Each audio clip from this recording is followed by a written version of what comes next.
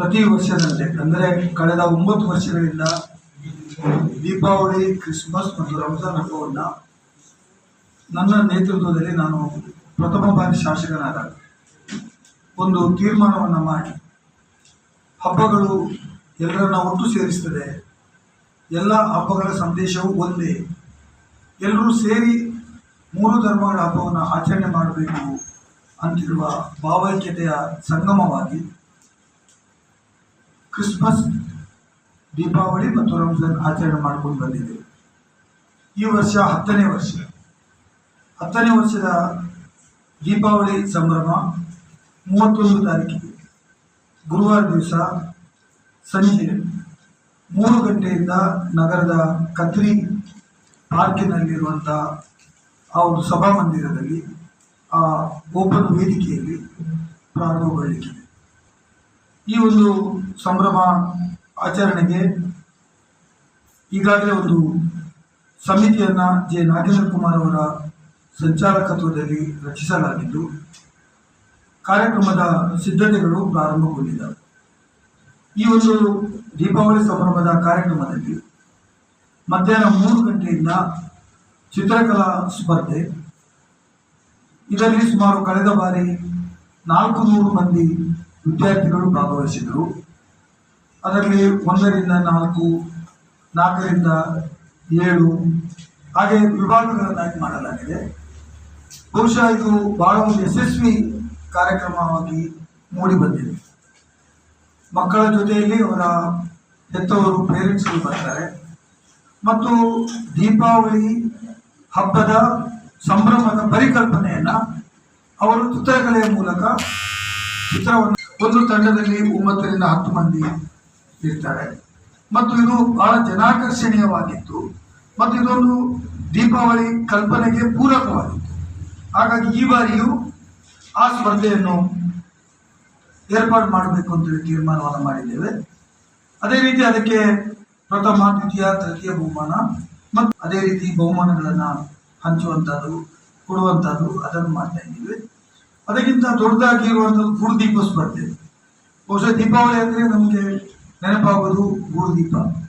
ಗೂಡುದೀಪ ಸ್ಪರ್ಧೆಗೆ ಸುಮಾರು 300 ಗೂಡುದೀಪಗಳನ್ನು ಈ ಸಲ ಆಕರ್ಷಣೆ ಮಾಡಬೇಕು ಅಂತೇಳಿ ನಾವು ಚಿಂತನೆಯನ್ನು ಮಾಡಿದ್ದೇವೆ.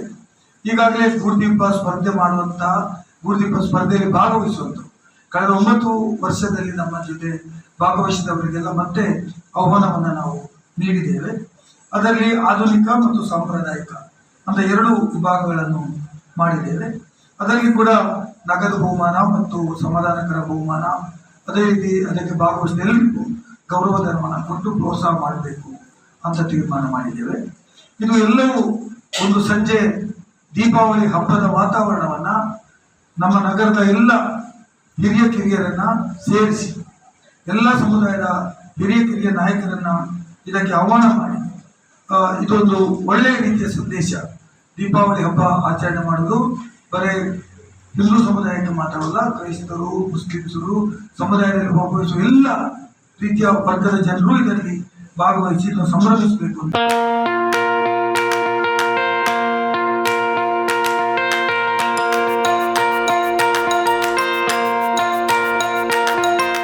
Dr. M.V. Shetty Institutions, Mangalore. Empowering dreams and achieving greatness since 1985.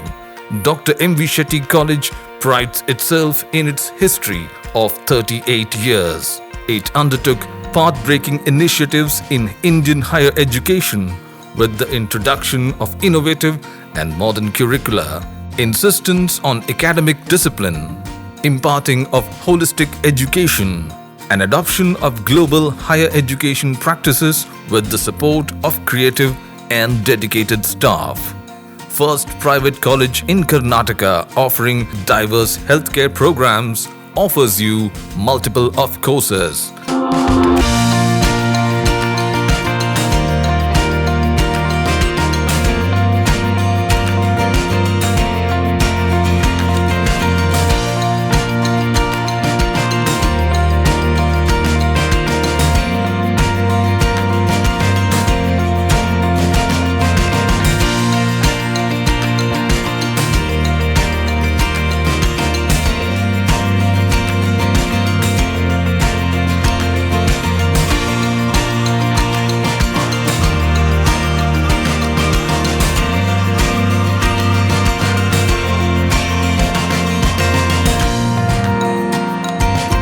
Dr. M.V. Shetty Institutions is a nurturing ground for an individual's holistic development to make effective contribution to the society in a dynamic environment.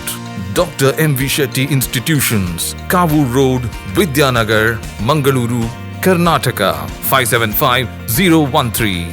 Contact 0824 248 1048, 0824 248 1096.